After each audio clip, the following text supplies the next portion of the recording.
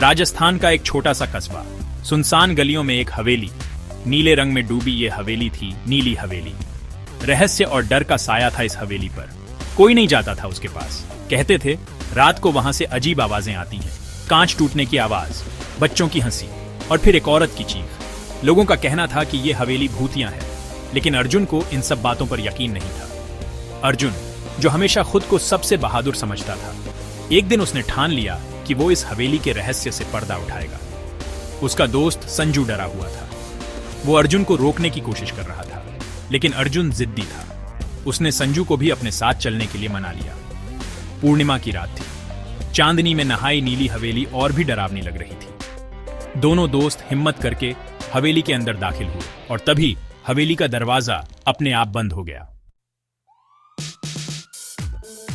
अंधेरा छा गया। सिर्फ चांदनी की धुंधली रोशनी अंदर आ रही थी। हवा में धूल और सन्नाटा घुला हुआ था। अर्जुन और संजू आगे बढ़े।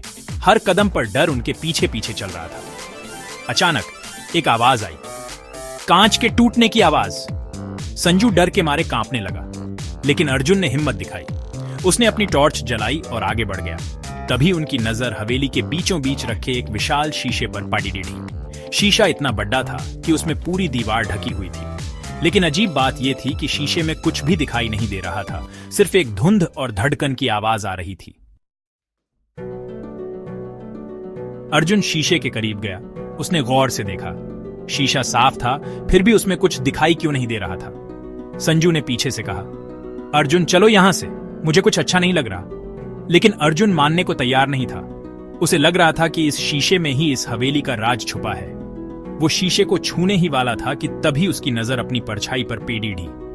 परछाई में उसके पीछे एक लेड ईडी की खड़ीड़ी थी। उसके हाथ में एक नीली चमकदार आंख थी। वो आंख मानो जिंदा थी, धड़क रही थी। अर्जुन के होश उड़ी गए। वो पीछे मुड़ा, लेकिन वहां कोई नहीं था। उसे समझ नहीं आ रहा था कि क्या हो रहा है। तभी वो आवाज फिर आई, एक बच्ची की आवाज। वो कह रही थी, मेरी आंख, मुझे मेरी आंख वापस दे दो। अर्जुन ने हिम्मत करके पूछा, तुम कौन हो? तुम्हें क्या चाहिए? हवा में एक ठंडी सांस महसूस हुई। शीशे पर धुंध और गहरी हो गई। बच्ची की आवाज आई, मैं इस हवेली की बेटी हूं। मेरी नीली आंख, उन्होंने चुरा ली मेरी आंख, और अब तुम्हारी आंखें मेरी होंगी। संजू की एक भयानक चीख सुनाई दी। अर्जुन ने पीछे मुड़ा तो देखा कि संजू की आंखें गायब थीं और वो खुद शीशे के अंदर कैद था। अर्जुन भागने की कोशिश करता है, लेकिन उसकी एक आंख में तेज दर्द होता है। उसे एहसास होता है कि उसकी आंख भी अब कांच की बनने लगी है।